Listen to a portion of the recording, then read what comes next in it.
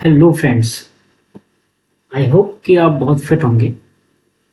तो फ्रेंड्स, आज हम डिस्कस करेंगे एक और टॉपिक, स्टेट्स ऑफ मैटर, जिसको लिया है chapter matter in our surroundings, standard 9th class से। तो चलते हैं आगे।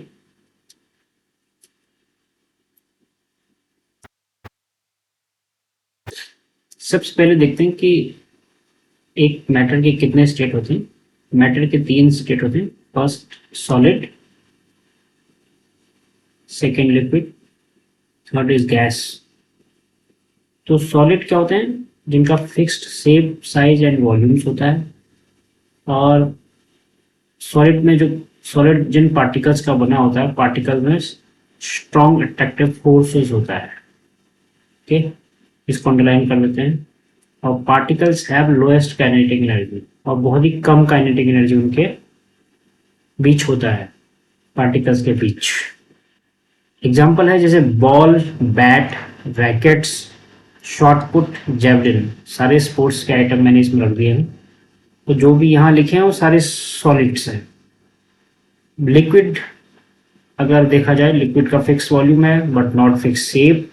So liquids are not rigid and they take the shape of the container in which they are kept, and these liquids are also called fluids.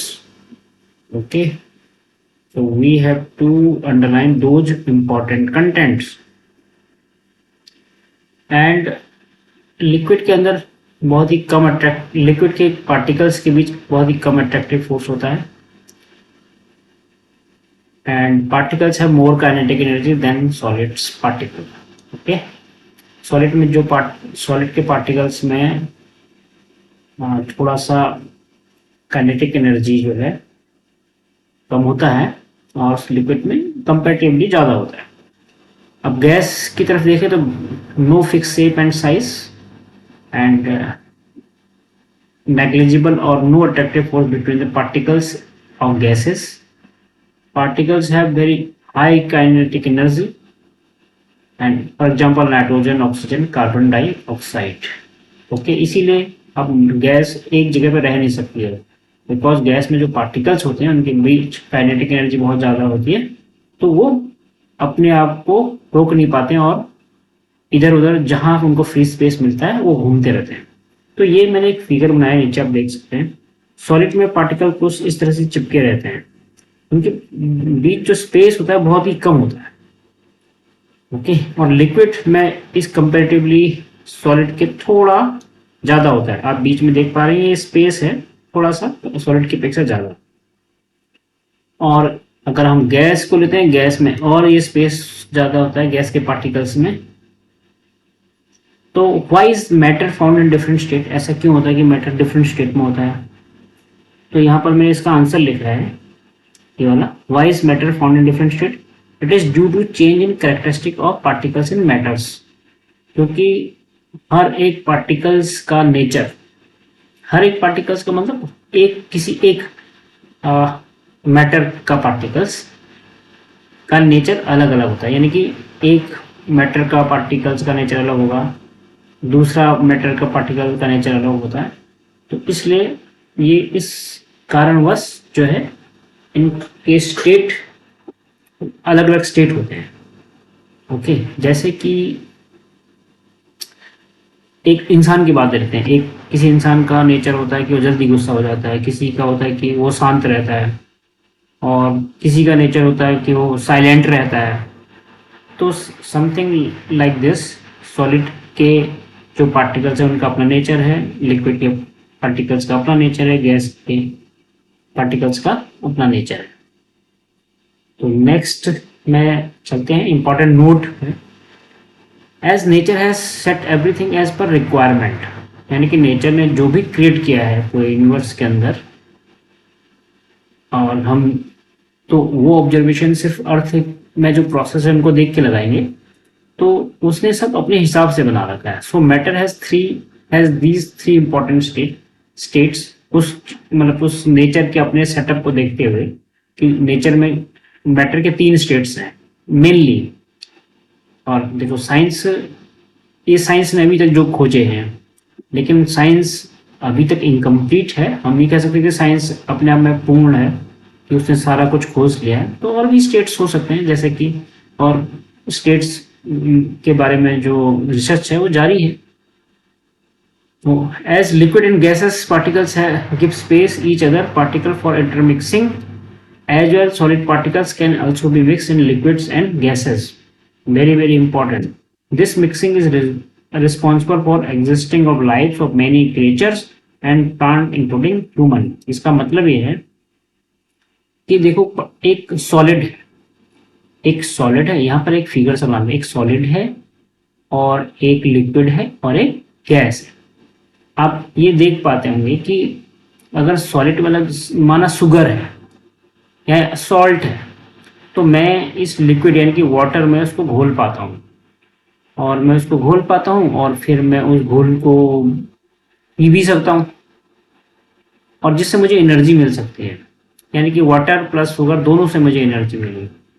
और ये liquid किसी gas में भी उसको हम घोल सकते हैं। तो घोल सकते हैं का मतलब वो जैसी वो उसमें घुली तो कोई ना कोई रिएक्शन होगा, वो रिएक्शन इस नेचर के प्रोसेस में बहुत काम आएगा। तो नेचर ने अपने हिसाब से ऐसे मैटर बनाए हैं जो इंटरमिक्स हो सकते हैं। जैसे इसमें मैंने एग्जांपल कुछ दिए हैं। Aquatic animals use oxygen which is mixed with liquid. जैसे नेचर ने वाटर के अंदर कुछ जो भी क्रिएचर्स बनाए हैं, अब वो ऑक्सीजन आपका वाटर से ही लेते हैं। अब ऐसा तो है नहीं वाटर में जो है ऑक्सीजन पहले से ही मौजूद है। ये सब एनवायरनमेंट के अंदर जो ऑक्सीजन है वही घुल के उस वाटर में है, घुल जाती है वाटर में। तो उसी वाटर से एक्वाटिक एनिमल्स जो है ऑक्सीजन लेते हैं। तो ये कैसे संभव है? जब वाटर के बीच वो स्पेस है घुलने का, गैसेस को घुलने के लिए मौका देते हैं कि आप गैसेस से कहते हैं आप घुलो, ताकि वो जो एक्वाटिक एनिमल्स हैं वो ऑक्सीजन ले सकें और जिंदा रह सकें। ठीक है, और इस एनवायरनमेंट को या इस जो हमारा नेचर है उसको मेंटेन कर सकें। ओके, और नेक्स्ट है जैसे कंप्रेस्ड नेचुरल गैस है, लिक्विड पेट्रोलियम गैस है, can be compressed in cylinder. यानी कि मैंने अभी जैसे कहा कि गैसेस में स्पेस बहुत होता है। तो स्पेस बहुत होता है यानी कि मतलब अगर एक पार्टिकल दूसरे पार्टिकल के भी स्पेस है, तीसरे इन पार्टिकल की भी स्पेस है, तो इनको हम ऊपर से प्रेशर करके या किसी भी डायरेक्शन से प्रेशर करके इसको और छोटा कर सकते हैं। तो वही हम जो है सीएनजी और एलपीजी के साथ करते हैं। ये गैसेस को हम कंप्रेस करके कंटेनर में फिल कर लेते हैं। We can smell a food from outside of the kitchen. अब जैसे हमारे एनवायरनमेंट में एयर है, एयर वन प्लेस से दूसरे प्लेस तक आराम से जा सकती है। तो अगर माना हमारे किचन में कुछ खाना बनता है तो वो जो उसका स्मेल है एयर के साथ मिक्स हो जाता है। फिर क्योंकि एयर में जो भी गैसेस है उनकी काइनेटिक एनर्जी बहुत ज़्यादा होती है, तो वो मिक्स होके हम तक पहुंच जाती है और हम इस तरह से उसको स्मेल कर पाते हैं कि हमारे किचन में क्या बन रहा है। Plant like nitrogen gas which is mixed in soil. अब प्लांट जो प्राइमरी फूड प्रोड्यूसर हैं हमारे इस नेचर में, उनको नाइट्रोजन चाहिए। अब नाइट्रोजन हमारे एनवायरनमेंट में बहुत मात्रा में है, नियरली 78%, बट वो डायरेक्टली नेचर से नाइट्रोजन नहीं लेते हैं। तो नाइट्रोजन फर्स्ट आपके सॉइल में मिक्स होती है। सॉइल में मिक्स होने के बाद ये सॉइल में मिक्स हो जाती है। उसके बाद उसको आपका पेड़ लेता है। पेड़ जो है यानी कि अपने रूट के थ्रू से वो जो मिक्स हुई नाइट्रोजन है सॉइल के साथ उसको लेता है। तो अगर माना नाइट्रोजन मिक्स ही नहीं हो पाता तो नेचर कहाँ से लेता? तो जो सभी चीज जो सेट है नेचर ने अपने रिक्वायरमेंट के हिसाब से वो किया हुआ है। अब यहाँ पे मैंने दो पॉइंट लिखे थे सीएनजी और एलपीजी के बारे में, तो उसके बारे में मैंने डिटेल में यहाँ लिखा है थोड़ा सा, ताकि हमारे जो बेसिक कंटेंट है वो क्लियर हो जाए। जैसे लिक्विफाइड पेट्रोलियम गैस है LPG cylinder is that we use at home, hotels, restaurant और oxygen cylinder which are supplied to the hospital are compressed हैं, ये कंप्रेस्ड किए जाते हैं। Similarly compressed natural gas CNG is used as fuel in vehicles में use किया जाता है। It also compressed in cylinder, ये भी कंप्रेस किया जाता है। आप ये देख सकते हैं रसोई के गैस इसमें आते हैं, इस छोटे से में हम खूब इसको प्रेशर कर करके इसके अंदर बहुत ज़्यादा गैस फिल कर लेते हैं। ये बड़ा सिलेंडर है, छोटा सिलेंडर जो हमारे रसोई में होता है यूज होता है, और ये थोड़ा बड़े रेस्टोरेंट या फिर होटल्स में यूज होता है। अब आप देखिए इसके अंदर क्या होता है, इस गैस के अंदर, इस गैस में जो मिक्स होता है वो butane, propane, propylene, butylene and isobutane. इसमें ये लिखा है कि 493 kg पर क्यूबिक मीटर, यानी कि 1 क्यूबिक मीटर में हम 493 किलोग्राम गैस फिल कर सकते हैं। यानी कि 1 मीटर अगर वाइड हो, विड्थ हो 1 मीटर किसी कंटेनर की, 1 मीटर हाइट हो, 1 मीटर लेंथ हो, तो ऐसे कंटेनर में हम यानी कि 1 क्यूबिक मीटर का में हम 493 kg प्रेशर करके उसको फिल कर सकते हैं। Compressed natural gas is found near oil wells, जहाँ ऑयल वेल्स होते हैं वहाँ से एक्सट्रैक्ट किया जाता है। जहाँ पेट्रोलियम प्रोडक्ट्स हम एक्सट्रैक्ट करते हैं उसी के साथ ये गैस को भी कलेक्ट किया जाता है। तो natural gas is separated from the oil and density of compressed natural gas is equal to 128.2 kg per metre cube. इसमें आप देख सकते हैं कि उस नेचुरल गैस को अगर हम 1 मीटर क्यूब के कंटेनर में रखें तो कहने का इसका अर्थ है कि 120 उसका डेंसिटी हो तो 120.2 kg, यानी कि इसके अंदर 128 kg सीएनजी हम फिल कर सकते हैं। यानी कि 1 मीटर इसका वेड्थ हो गया, 1 मीटर हाइट होगी और 1 मीटर लेंथ हो गया। किसी को भी आप मान लो, यहाँ पे तो लेंथ ये मान लो, हाइट ये मान लो, वेड्थ ये मान लो, तो 1 मीटर क्यूब इसका वॉल्यूम है, तो उसमें हम 128 kg गैस फिल कर सकते हैं। ये बहुत बड़ी बात है। तो इसलिए कर पाते हैं बिकॉज गैस के पार्टिकल्स के भी स्पेस रहता है। अगर हम गैस के पार्टिकल्स को प्रेस देते हैं तो स्पेस कम हो जाता है, तो इसका ये रीजन है। और ये आपका ऑक्सीजन सिलेंडर जो हॉस्पिटल में पहुंचाया जाता है। Next, can matter change its state? Yes, answer is yes, matter can change its state. How? It is due to the change in kinetic energy of particles, क्योंकि पार्टिकल्स में जो है kinetic energy change हो जाती है किसी matter के अंदर, तो उसका स्टेट भी चेंज हो जाता है। तो ग्रेटर यहाँ पर वो प्रोसेस मैंने बता रखा है। जैसे ये सॉलिड है, सॉलिड कन्वर्ट हो गया पहले लिक्विड में, लिक्विड कन्वर्ट हो गया गैस में, अगेन गैस का सब्लिमेशन हुआ तो वो सॉलिड के फॉर्म में नीचे आ गया, फिर ये प्रोसेस चलता रहता है, राइट। तो वेरी सॉलिड में बहुत लेस काइनेटिक एनर्जी होती है जैसे मैंने बताया है, और लिक्विड में उससे ज़्यादा होती है काइनेटिक एनर्जी, गैस में तो बहुत ज़्यादा होती है। Next, which is the thing that is responsible for changing the state of matter? Energy. तो कौन सा थिंग है जो रिस्पॉन्सिबल है चेंजिंग ऑफ द स्टेट को चेंज करता है? एनर्जी है। या तो हम किसी मैटर को एनर्जी दे रहे होते हैं या उससे मैटर एनर्जी ले रहे होते हैं, तो दोनों केसेस में उसका स्टेट चेंज हो सकता है। What happens inside the matter during the state of change of matter? Either particles more sticky और make much more space between each other. ऐसा होता है कि अगर हम पार्टिकल्स किसी मैटर से एनर्जी ले रहे हैं, ओके, या उसको हम दे रहे हैं, तो अगर हम उससे ले रहे हैं वो कंडेंस हो रहा है, तो उसके पार्टिकल आपस में स्टिक हो रहे हैं, चिपक रहे हैं एक दूसरे से, यानी कि उनके बीच अट्रैक्टिव फोर्स बढ़ रहा है। या अगर हम उसको एनर्जी दे रहे हैं और उस मैटर को हम एनर्जी दे रहे हैं, यानी कि एक मैटर है उसको हम एनर्जी दे रहे हैं, तो इनके अंदर जो पार्टिकल है उसकी काइनेटिक एनर्जी बढ़ जाएगी, तो इनके बीच का वह स्पेस भी बढ़ जाएगा। तो इट डिपेंड्स कि हम किसी प्रोडक्ट या किसी ऑब्जेक्ट को एनर्जी दे रहे हैं या ले रहे हैं, इस पर डिपेंड करता है उसके इंटरनल पार्टिकल का स्टेट, और वो ओवरऑल मैटर का स्टेट रिप्रेजेंट करता है, राइट। और in a single sentence we can say that we observe change in molecular forces of attraction. यानी कि क्या होता है, जब भी कोई मैटर के अंदर चेंज होता है तो उसके मॉलिक्यूलर फोर्सेस में चेंज हो जाता है। कोई भी मैटर चेंज होता है तो उसके मॉलिक्यूलर फोर्सेस में चेंज हो जाता है, यानी कि मॉलिक्यूलर फोर्स ऑफ अट्रैक्शन में चेंज हो जाता है।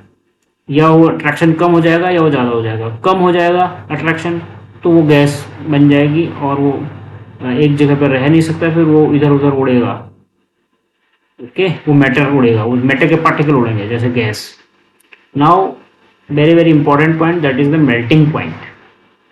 हालांकि मैं इस पे एक और वीडियो बनाऊंगा मेल्टिंग पॉइंट, जैसे ऊपर का एक और पे, जैसे ये टॉपिक पढ़ा था हमने can matter change its state, इसको थोड़ा एलिबोरेट करूंगा, but here only to cover basic things.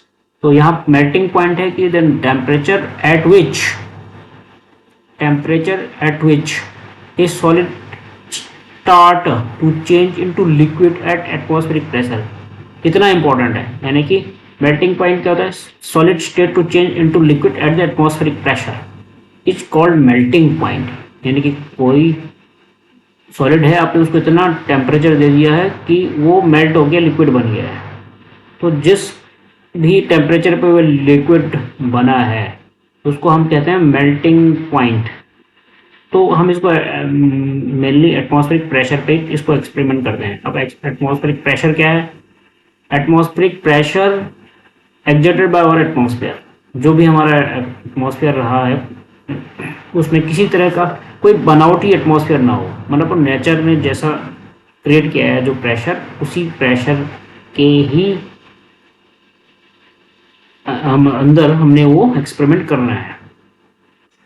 Note the melting point of ice is 273.16 kelvin. Melting point of ice कितना होता है? 273.16 kelvin. Kelvin is the SI unit of temperature, यानी कि standard जो unit होता है टेम्परेचर का वो क्या होता है? Kelvin. International system of units के हिसाब से टेम्परेचर का यूनिट केल्विन होता है, नॉट डिग्री सेल्सियस। क्योंकि बहुत सारे हम लोग कंफ्यूजन कर जाते हैं, तो there is no need to be confused. So when a liquid melts, solid melts, its temperature remains the same till melting of all ice. When a solid melts, यानी कि जब भी कोई सॉलिड मेल्ट करता है इसका टेम्परेचर सेम रहता है जब तक कि वो पूरा आइस मेल्ट ना हो जाए। माना इसमें ये बॉक्स है, बॉक्स के अंदर खूब आइस भरी है, तो आपने इसको एनर्जी दी, तो इसका जो टेम्परेचर नोट किया आपने, माना इसका टेम्परेचर कुछ भी रहा हो ए डिग्री सेल्सियस, ये तब तक रहेगा जब तक ये पूरा मेल्ट नहीं हो जाएगा। हम इसको ऐसा समझ सकते हैं, माना इसको दो फ्रेंड नहीं है, दो एनिमी है, आपस में लड़ रहे हैं, आप इन्होंने एक दूसरे का हाथ पकड़ा हुआ है, आप गए इनको छुड़ाने के लिए, यानी कि आप इनको एनर्जी दे रहे हैं। इनका टेम्परेचर कुछ होगा, बहुत गर्मी इन दोनों के अंदर होगी, बट ये जो तीसरा बंदा जा रहा है छुड़ाने के लिए इनको, अब ये कुछ इस सिस्टम के अंदर एनर्जी इनपुट करेगा, या तो इसके साथ इसके लिए लड़ेगा, या इसके लिए लड़ेगा, या किसी के लिए लड़ेगा। बट इसने क्या किया? एनर्जी लगाई, आप दूर से ऑब्जर्वर हैं, तो इसने इन दोनों के हाथ को छुड़ा दिया। ये छुड़ाने से इनका टेम्परेचर में कोई चेंज नहीं आया, खाली हाथ छुड़ाया बस। अगर माना ये लगा लो ए आदमी है, बी आदमी, अगर बी के साथ लड़ता, यानी कि बी की तरफ होता, तो एक को धक्का मार के इधर मार देता, तो एक गिर जाता, तो हमें ये पता चलता है कि हाँ एक में चेंज हुआ है। बट यहाँ पर ये सिर्फ हाथ छोड़ता है, हमें कोई चेंज नजर नहीं आता, तो इसकी एनर्जी, वो एनर्जी दिखी नहीं जो इसने लगाई, कोई हारा जीता नहीं, तो टेम्परेचर इनका सेम है। तो वो एनर्जी कहाँ गई? उस एनर्जी को हम कहते हैं लेटेंट हीट एनर्जी, जिसको मैंने यहाँ नीचे लिखा हुआ है। अब इसको साइंस के उसमें लेके कॉन्टेक्स्ट में, here is the question from point number 3, where does energy go? यानी कि when solid melt its temperature remain the same till melting of all ice। हम टेम्परेचर दे रहे हैं उसको, लेकिन वो मेल्ट तो हो रहा है उसका, लेकिन उसका वो टेम्परेचर बढ़ नहीं रहा है, वो कॉमन है, मतलब कांस्टेंट है। तो the energy first breaks bonding, तो फर्स्ट वो बॉन्डिंग को ब्रेक करता है, और फोर्स ऑफ अट्रैक्शन, या वो जिसको हम फोर्स ऑफ अट्रैक्शन बोलते हैं between particles, that energy is observe by the ice, और वो एनर्जी जो है आइस एब्जॉर्ब कर लेता है। It is called latent heat energy.